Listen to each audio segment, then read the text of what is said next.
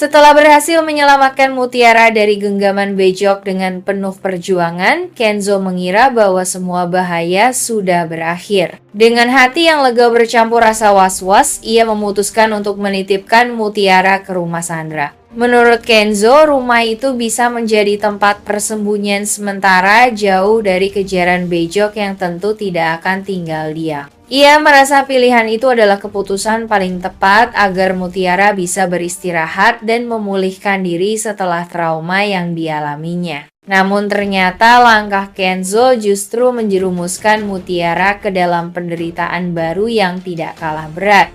Begitu masuk ke dalam rumah Sandra, suasana berbeda langsung terasa. Alih-alih diperlakukan sebagai tamu yang perlu dilindungi, Mutiara diperlakukan seolah seorang bawahan tanpa hak. Sandra tidak pernah menunjukkan rasa simpati, justru dengan cepat menurunkan Mutiara ke posisi rendah, memberinya beban kerja yang berat dari pagi hingga malam. Pekerjaan rumah tangga yang seolah tiada habisnya menjadi makanan sehari-hari bagi Mutiara. Setiap sudut rumah terasa seperti jeruji tak kasat mata.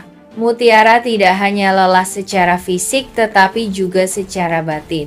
Sandra sering mengeluarkan perintah yang tak masuk akal, dari sekadar membersihkan rumah berulang kali tanpa alasan, memasak dengan cara yang selalu dianggap salah, hingga merapikan barang-barang kecil yang sengaja diacak-acak Sandra hanya untuk mencari kesalahan. Ucapan kasar menjadi makanan sehari-hari, seolah ingin mengikis rasa percaya diri Mutiara sedikit demi sedikit. Keadaan itu membuat Mutiara merasa dirinya seperti burung yang baru saja bebas dari satu sangkar, hanya untuk masuk ke dalam sangkar lainnya yang lebih gelap. Beban ini terasa semakin berat karena Mutiara masih menyimpan rasa sakit akibat kekerasan Bejok. Tubuhnya yang belum pulih sempurna harus dipaksa bekerja keras. Sementara itu, kenangan buruk tentang kejadian bersama Bejok terus menghantui pikirannya, membuatnya sulit tidur nyenyak di malam hari. Sandra sendiri semakin menunjukkan sifat aslinya. Ketika berada di depan orang lain, ia bisa bersikap ramah dan seolah-olah perhatian. Namun begitu pintu tertutup, wajah aslinya berubah menjadi kejam. Ada kepuasan tersendiri bagi Sandra melihat Mutiara kelelahan, seolah penderitaan Mutiara adalah alat untuk melampiaskan rasa iri dan dendam yang ia pendam. Kenzo di sisi lain masih yakin bahwa Mutiara berada di tempat aman. Ia sama sekali tidak mengetahui bahwa keputusan menitipkan Mutiara di rumah Sandra justru menjadi kesalahan besar. Ia terlalu percaya bahwa Sandra bisa dipercaya, tanpa pernah menyadari niat terselubung yang dimiliki Sandra terhadap Mutiara. Di titik ini, Mutiara benar-benar diuji keteguhan hati dan kesabarannya. Setiap hari adalah perjuangan baru untuk bertahan, bukan hanya menghadapi pekerjaan yang melelahkan, tapi juga menghadapi perlakuan yang merendahkan martabatnya. Meski dalam hati kecilnya ia ingin berteriak dan keluar dari penderitaan itu, langkahnya seolah terkunci. Ia tidak punya pilihan selain menahan semua perlakuan Sandra sambil berharap ada cahaya kecil yang kelak bisa membebaskannya. Mutiara yang sudah tinggal di rumah Sandra akhirnya mulai merasakan ada sesuatu yang tidak beres. Perlakuan Sandra yang semula hanya berupa perintah kasar lama-kelamaan berubah menjadi lebih licik. Ada momen-momen kecil yang membuat Mutiara sadar bahwa Sandra menyimpan maksud jahat tersembunyi, bukan hanya sekadar memperlakukannya sebagai pembantu, tetapi ada sesuatu yang lebih dalam, seolah Sandra ingin menguasai dan menekan Mutiara sampai ke titik terlemah.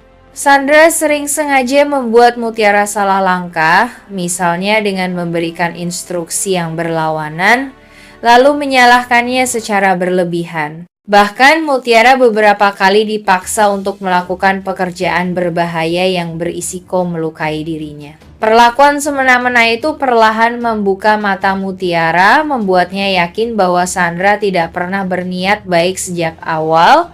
Rasa aman yang dulu sempat ia harapkan dari rumah itu pun hilang sama sekali. Di sisi lain, Kenzo masih percaya bahwa keputusan menitipkan Mutiara ke Sandra adalah langkah yang tepat. Ia melihat Sandra sempat menjadi korban penculikan Bejok, dan dari situlah Kenzo mengira bahwa pengalaman traumatis itu akan membuat Sandra sadar diri dan berubah lebih baik. Kenzo bahkan menganggap Sandra sudah tobat dari sikap lamanya yang keras karena ia sendiri juga pernah berada di posisi terancam nyawa. Keyakinan itu membuat Kenzo kurang peka terhadap penderitaan Mutiara. Ia tidak melihat adanya bahaya baru karena pikirannya masih terfokus pada ancaman Bejok. Baginya, yang paling penting adalah menjauhkan Mutiara dari kejaran Bejok, dan Sandra dianggap sebagai sekutu yang bisa dipercaya. Padahal kenyataannya justru sebaliknya, Sandra memanfaatkan kepercayaan Kenzo untuk menjebak Mutiara semakin dalam lingkar penderitaan. Situasi ini membuat ketegangan semakin rumit. Mutiara berada dalam kondisi penuh tekanan dan mulai meragukan siapa yang benar-benar bisa ia percaya. Sandra terus berusaha menutup rapat niat aslinya agar tidak ketahuan Kenzo, sementara Kenzo masih terlena dengan keyakinannya bahwa Sandra sudah berubah. Dengan demikian, Mutiara harus menghadapi penderitaan seorang diri sembari menunggu saat yang tepat untuk keluar dari jebakan baru ini.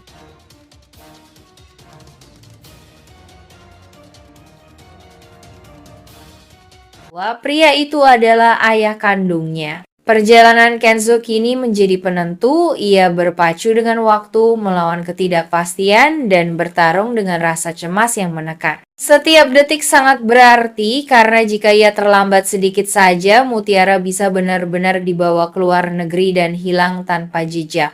Saat ini, garis takdir mempertemukan dua kekuatan yang bertolak belakang.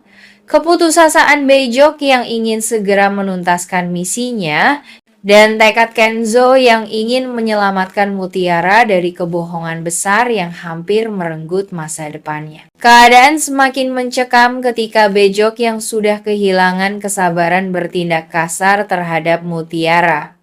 Dorongan paksaannya semakin brutal, seolah ia tak lagi peduli dengan perasaan atau keselamatan gadis itu. Mutiara yang sudah kelelahan, penuh tekanan batin, dan dicekam rasa takut akhirnya tak sanggup menahan semuanya. Tubuhnya limbung, napasnya terengah, hingga akhirnya ia jatuh pingsan di hadapan Bejok.